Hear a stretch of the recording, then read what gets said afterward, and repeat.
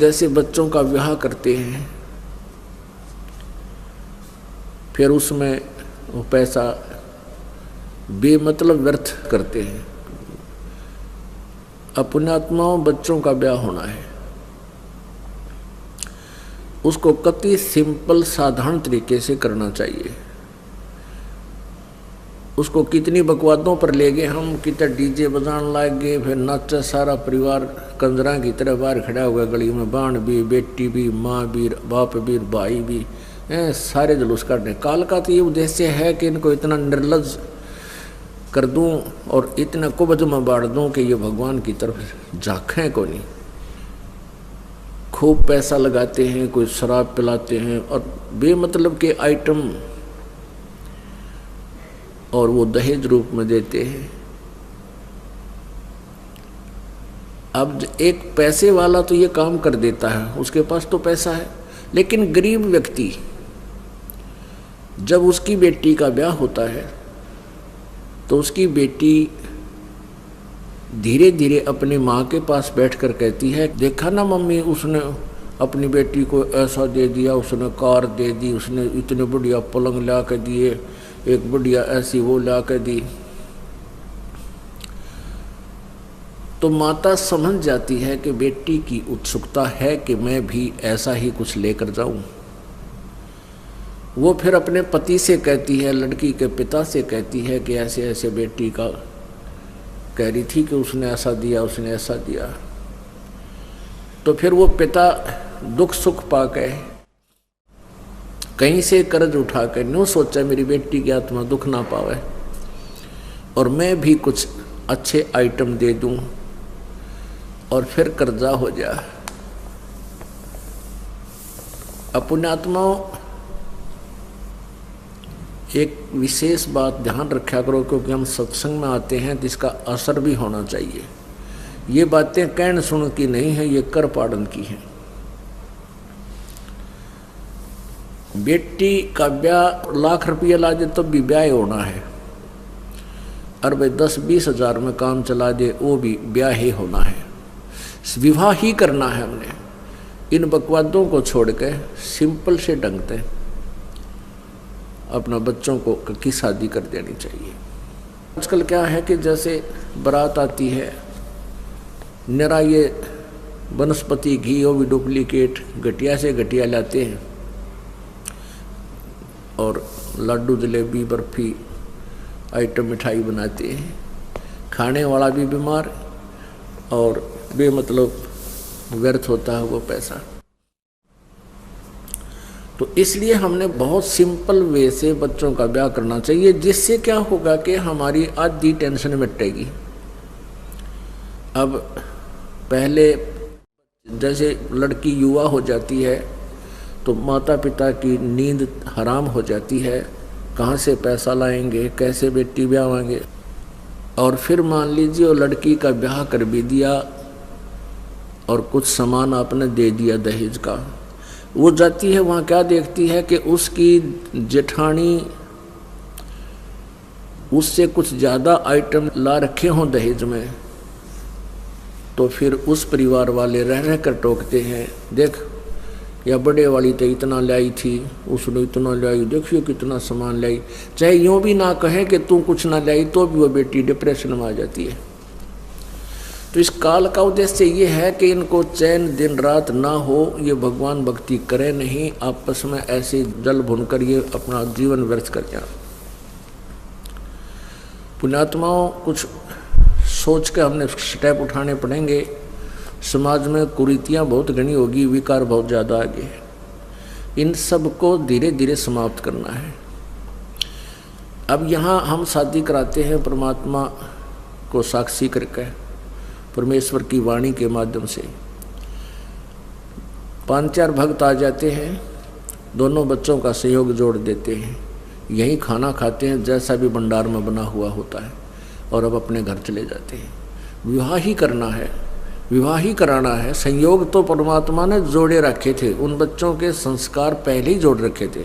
हम तो सूखी ड्रामाबाजी करके उनको और कहर बना लेते अपने ऊपर, खर्चे बढ़ा बढ़ा कर। तो इस प्रकार हमने इसको बहुत ही ऐसा साधारण सा बनाना है जिससे हमारे ऊपर बेटी बोझ ना बने। अब कैसा जुल्म हो रहा था पीछे, बेटियों को गर्भ में मरवाने लगे थे, गर्भ के अंदर ही मरवा देते थे। कारण यही था कि दहेज, और ये लोग इसे भेड़िया हो गए थे। एक गांव में बताते हैं कि एक लड़के की प्रथम शादी हुई, वो फौज में लग गया, तो अच्छा धन दिया उसने अपनी बेटी को, बेटी वाले ने। तो कहते हैं उस लड़की को कुछ दिनों के बाद उस परिवार ने मार दिया।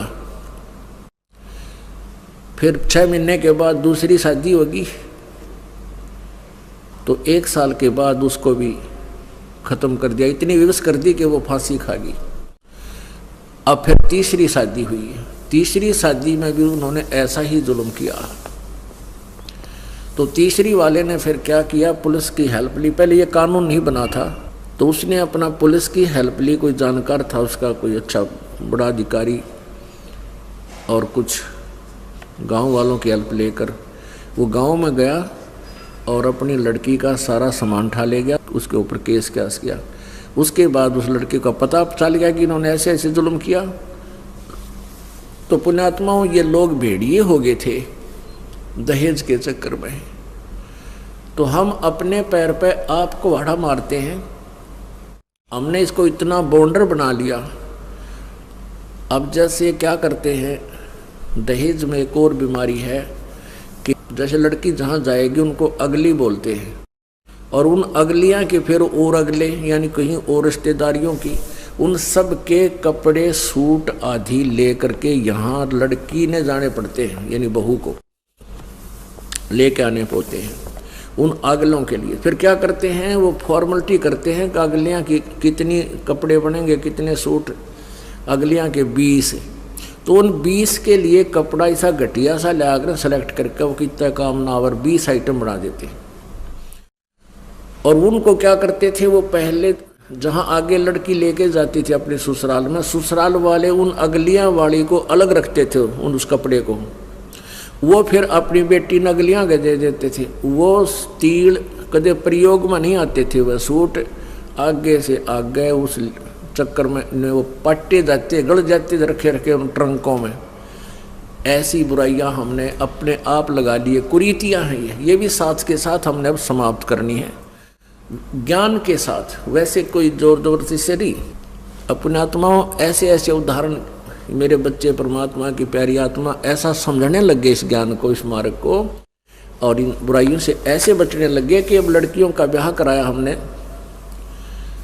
तो लड़के वाले ने स्पष्ट कह दिया उस लड़की वाले से कि हमारे घर पर कुछ लेकर नहीं आओगी, ना ट्रंक ना कोई और, एक सूट पैर का जी, ये बस अपना, अगर आपने ये मंजूर है तो हम शादी करेंगे। लड़के वाले बोलते, दोनों ही भगत थे। तो फिर लड़की वाले ने क्या चिंता थी, भाई ठीक है जैसे आपकी इच्छा। हम चाहते थे कि जैसे लड़की का हक है, यहाँ रही है, उसकी यहाँ संपत्ति में भी हिस्सा है, हम उसका प्रयोग कर रहे हैं, तो हम चाहते थे 10-5 हज़ार का कुछ तुम्हें कपड़ा वपड़ा दे देते, और वो भी मना कर दिया। ऐसे ही दूसरी लड़की, यहीं वो भक्त सेवा करता है, कृष्ण भक्त कृष्णोड़े थे, उनकी 2 लड़कियों की शादी हुई, और दोनों ही लड़के वाले इतने भाग्यवान, उन्होंने कुछ नहीं लिया और अपने आप उन लड़कियों के लिए ट्रंक, जो उन्हें अलमारी चाहिए, कोई बेड, आप मोल ले। पुण्यात्माओं, लड़की एक बहुत ही पुण्यकर्मी प्राणी होती है, कन्या कहते हैं इसको, और ये बेचारी अपने पिता के धंधा करती है सारा दिन, और आगे जाके फिर अगले के कमाया करे। तो लड़की को हमने एक बोझ बना लिया था अपने सिर पे। अब ये लड़की चाहे कितनी हो जाइयो, हमारे ऊपर बोझ नहीं पड़ेगा, और फिर हमारी भक्ति में बाधा नहीं बनेगी, क्योंकि लड़की का विवाह जहाँ किया जाता है वो भक्त भी दयालु होते हैं, भगवान से डरने वाले होते हैं। तो अन्य समाज में जो शादी करने से पहले यह चिंता हो जाती है कि बच्ची के सलूक कैसा करेंगे वो ससुराल वाले। 10वें दिन फोन आ जाता है लड़की का कि सासू ने बोली, ससुरा ने बोला, और ननंदिया बकवाद कर रही है। और भक्तों में जब शादी हो जाएगी, अगर वो भक्त होंगे, उनमें दया होती है, वो कोई इस प्रकार की टॉर्चर उस लड़की के साथ नहीं करते। तो इस प्रकार पुण्यात्माओं आपका भी जीवन सफल होगा और बेटी जिसने ब्याह दी वो माता पिता भी अपना सुख का सांस लेते हैं। इस प्रकार हमने इस भक्ति के साथ साथ इस बोझ को हल्का कर लेंगे। फिर हमने 20% दौड़ धूप करनी पड़ेगी पेट के लिए। अब हम 99% पेट के लिए धक्के खाते फिरते, फिर भी पूरा नहीं हो रहा, क्योंकि हमने अपने साथ बकवाद घड़ी लगा ली। ब्याह शादी में कार लेंगे, कार देवांगे, फलान देवांगे, फिर कोठी बड्डी गाड़ांगे, फिर भात बना लिया ऐसा जुगाड़। अब पुण्यात्माओं इस बात की हमने कतई आवश्यकता नहीं है। हमने अपनी बेटी की शादी कर दी और हमने उनको भगवान का सहारा दिलाना चाहिए, परमात्मा से जोड़ देना चाहिए। फिर वो परमात्मा की भक्ति से ही शक्ति उनमें आएगी, उनके गुजारे बढ़िया होंगे। ना किस्मत में होगा तो भी कबीर परमात्मा अपने उन बच्चों को सुख देगा, भक्त धन देगा। तो हमने ये भात की रिवाज बना रखी है। अब क्या करते हैं, जैसे बाती जाते हैं उस दिन क्या करते हैं, उनके लिए वहाँ गेट का ऊपर एक चौकी बनाई जाती है, पाटड़ा, और आगे फिर उसके चित्रकारी ही करते हैं और तिलक लगाओगे बातियाँ गए, फिर उनका माला डालेंगे, वो बहन का माला डालेगा। तो इस तरह के जो ड्रामाबाजी है क्यों शुरू हुई, लालच और लोभ में। अब ससुराल वाले उस लड़की को कहते हैं कि तेरे भैया की बढ़िया सेवा करिए या अच्छा धन देंगे, अच्छा भात भरेंगे। मान लिए उन्हें 1500 रुपये दे दिए बात में कि सारी उम्र का काम हो गया वो, तो ये उन पर भी बोझ। अच्छा फिर कपड़े, जैसे शादी होती है हम देखा करते तो सबके नए कपड़े बनवाया करते, रिश्तेदार आ जाते, बहन बेटियां आ जाती, अपने घर वाले के भी, यानी ब्याह वो जो लड़का लड़की का संयोग जोड़ने में जो खर्चा थोड़ा होया करता, ये बाकी ड्रामाबाजी में बेगन हो जाया करता। तो हमने इन सब को, जैसे हम भात में जाते हैं और हम अपनी पूजा कराते हैं, तिलक आदि लगवाते हैं, ये नहीं लगवाना चाहिए, क्योंकि हम जीव हैं। अगर हम भक्ति पर लगे हुए हैं और हम दूसरे से अपनी पूजा कराते हैं तो परमात्मा रुष्ट हो जाता है, आपका नाम खंड हो जाएगा। हमने यहाँ अपना टाइम पास करना है,